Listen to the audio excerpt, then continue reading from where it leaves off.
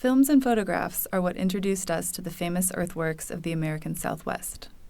Having produced the site's auras, their documentation inspired us to make the pilgrimage. But they also produced expectations that were confounded by experience. Often on our journey, we found photographs to be forbidden or futile. What do film and photography leave out? Smell, scale, our own feelings at the site, the histories of expropriation buried under the surface? These things seem to be beyond our documentary grasp. What we offer, then, is a travelogue of the Undocumentable.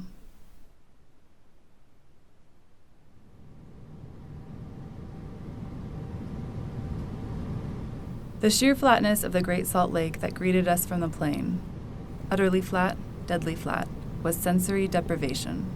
Pure flat, then white, then pink at the edge, then brine, almost imagined. The receding pink water of the Great Salt Lake made the jetty look a little forgotten. Long cracks in the soil made this forgotten feeling even stronger. Some 3 or 4 dead pelicans around the site appeared crystallized in time. The scorching dry air kept things from rotting. I could see some salt crystals underneath one of the dead birds. Death looks so undisturbed here, like the site itself.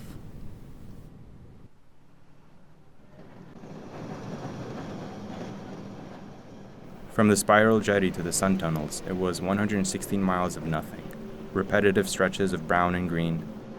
My mother would have called it shredetir, Albanian for this great expanse, wasteland, a big nothing. We traveled so many miles while seeing so little. We spent more time in the vastness between sites than in the sites themselves. As we arrived to the sun tunnels, the bus led in air and sand. We wanted to see the work before the sky turned dark, and we arrived just before the sunset. There, Peter taught us that if you just hold your fist out toward the sun, you can measure how much time you have before it sets. 1 fist from the horizon to the sun gives you about 1 hour.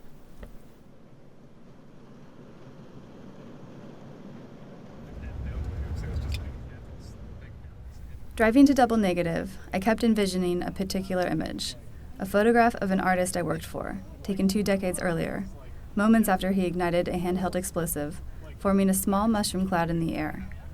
He used the iconic view of Double Negative, the 2 subtractions aligned with the curving mesa, and with his cloud, he made the work his own.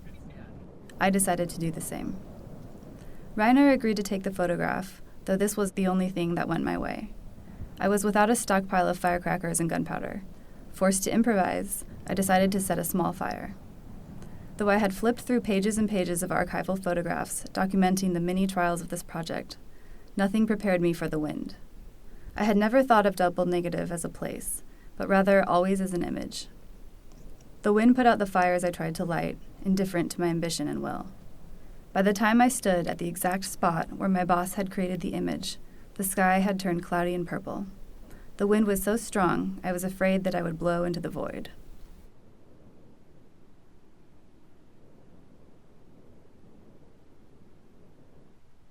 To document the universe, one must invent a representation of infinity, and in turn fail to represent its true enormity.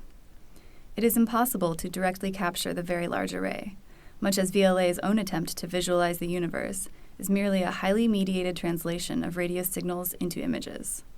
Throughout the trip, we often felt that the vastness of the landscape swallowed the projects of man, but the array was an exception. It dominated the landscape.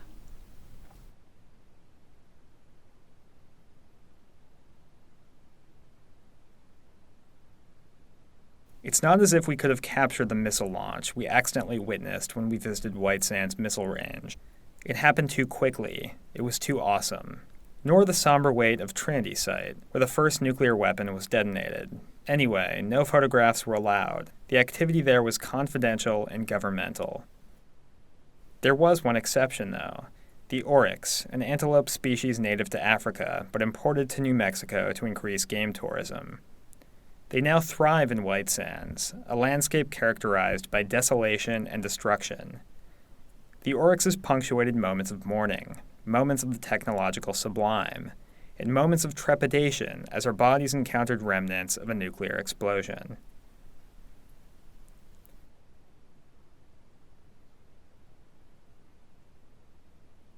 Upon arrival at Acoma Pueblo, we were told by our guide that videos were prohibited, and photos were to be taken only on authorized devices, an understandable practice given the community's historical tendency towards secrecy in the service of self-preservation.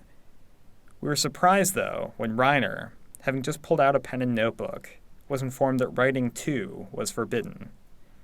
Sitting with this rule, I felt a strange splitting of the senses, my attention drawn to both the weight of language and knowing and the frailty of the image.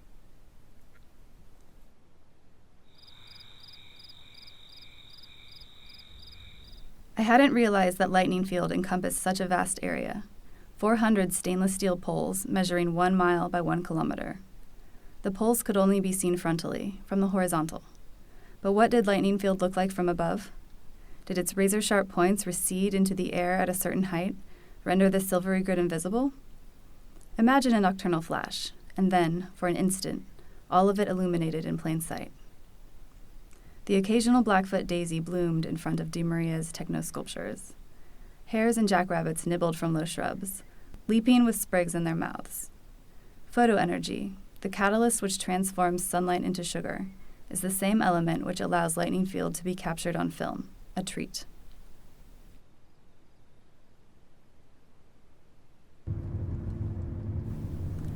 We crossed state after state, time zone after time zone, and nudged right up into the U.S.-Mexico border before we finally made it to Marfa.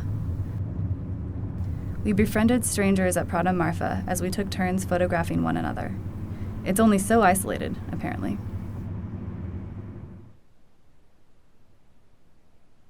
We waited 10 minutes in the dark before the Flavin piece was turned on. Then, suddenly, we were transported to a thickened world breathing pure magenta and forest green. We were asked not to take photos so as to encourage us to be present, to keep the tour moving. And so we fought the magnetic attraction of our hands to the camera phones in our pockets. But the impulse proved too strong. We couldn't resist sneaking a few.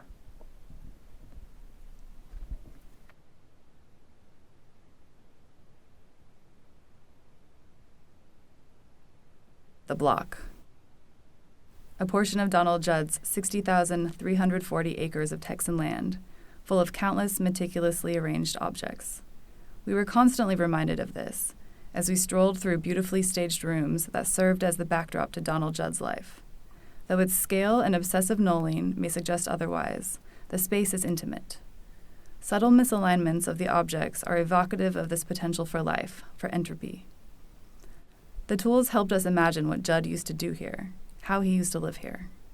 No photographs allowed. Such declaratives and demands reminded us that this place was once meant for life. In a sense, the undocumentable converged with the overdocumented. We could take the memory of these objects and sites home, but nothing else. Medium dimension author. These specific details would be published in the catalog raisonné, responsible for telling the definitive narrative of Judd. Efforts to create definitive narratives through controlled representation and Juddian meticulousness were apparent in several of the sites we visited. While the government authored a particular narrative of White Sands, De Maria so rigidly controlled the representation of his lightning field. But these falsely singularized narratives became confounded in the spaces between the official representations and our experience. Prior to our trip, images defined our knowledge of these sites.